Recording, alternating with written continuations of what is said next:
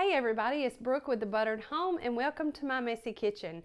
Today we are going back to the basics and we are going to show you how to make rice the easy way. Now if you're like me, you have a couple of things in the kitchen that kind of cause you some issues. One for me used to be making rice. I know a lot of you have already heard me talk about that from time to time, but I'm going to show you today how I get perfect rice every single time, and it's going to be using my electric pressure cooker. It's very simple. All it calls for is a little salt, some low sodium chicken broth, 2 tablespoons of butter, and 1 cup of long grain or jasmine rice. You can rinse this if you like. I don't. I kind of like it a little starchy. So we just use ours straight out of my rice box. But we are going to go overhead now and show you how to put this together. It's so easy, so simple, and it comes out perfect every single time. So hang on. Okay, so first things first, when I use my Instant Pot or electric pressure cooker, I always remind you of this. Make sure that your pot is in your unit. The last thing you want to do is to put anything in here.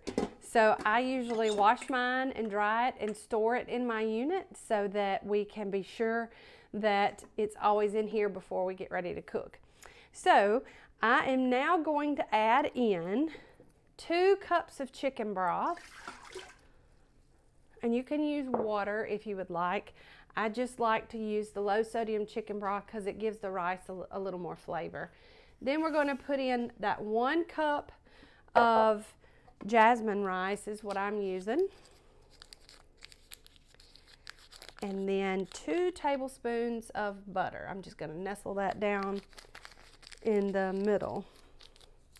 Now at this point, if you wanted to add a little salt, you can. However, I like to salt at the end. I use the low sodium chicken broth, and if you are using regular chicken broth or low sodium, I wouldn't add any more salt at this point. I would taste it after it's done and see if it needs a little salt, and then you can add it at that point. So now we are going to, and I'm doing this backwards, so bear with me.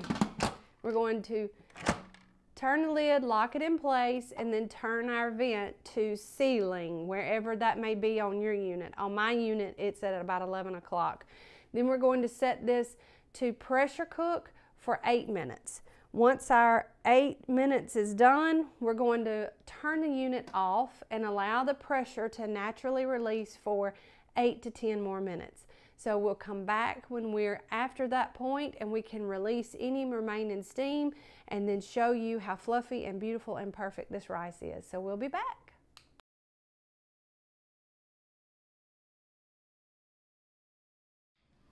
Okay, we're back. We have finished our 8-minute cook time and our 8 to 10 minute natural pressure release.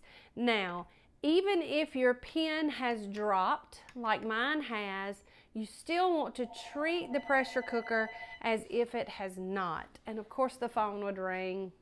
My phone, that never rings. It's going to ring while we're shooting video. So you want to always treat this as if all the pressure is not out of here. So we're going to take a long arm spoon and just turn that to open to make sure that there's none remaining. And there's not, because if there were, you would have a fountain of steam come out right here. So we are going to now carefully turn our lid. Oh my goodness. It's our drugstore calling to wish Tanner a happy birthday. So, happy birthday, Tanner. Just pick it up and hang up.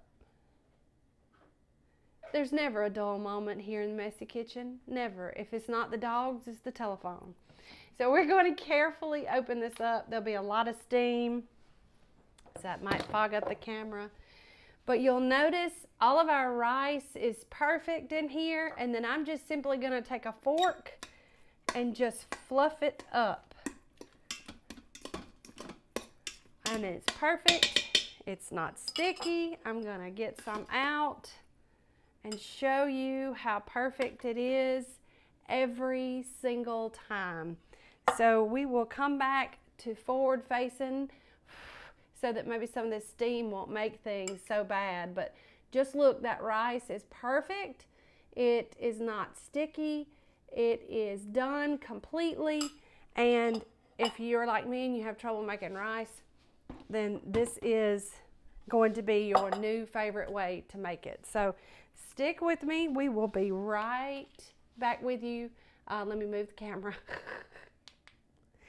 So this recipe is one of the easiest. I mean, it really doesn't even qualify as a recipe in my book. Just a method by which we made rice. So I have tasted it.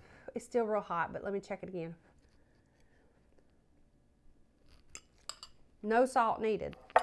That is one of the reasons why, well, there's two reasons.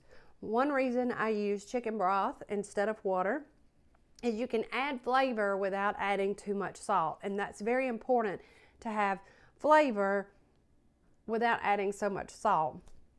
If you didn't have chicken broth, low sodium or regular, you could add the salt to it.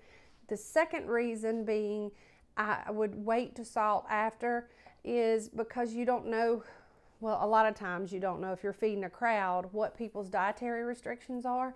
So I would err on the side of under salting versus over salting and let people add the salt that they feel like they need to their serving of the rice.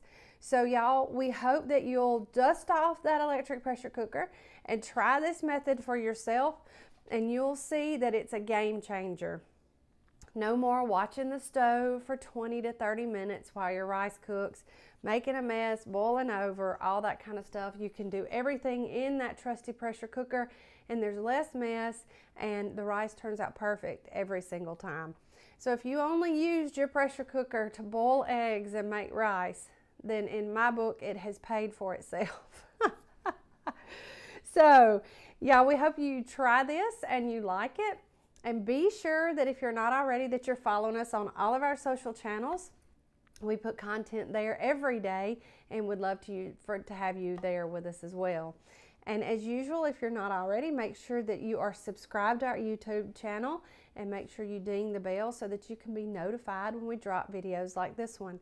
And as always, we'd love for you just to give us a visit over at our website at thebutteredhome.com. We have this recipe plus lots of great others. You might find something that you just fall in love with and that becomes an heirloom recipe for your family as well. So y'all, we'll be back next week with a new video. We love y'all, from the buttered home to your home. Bye.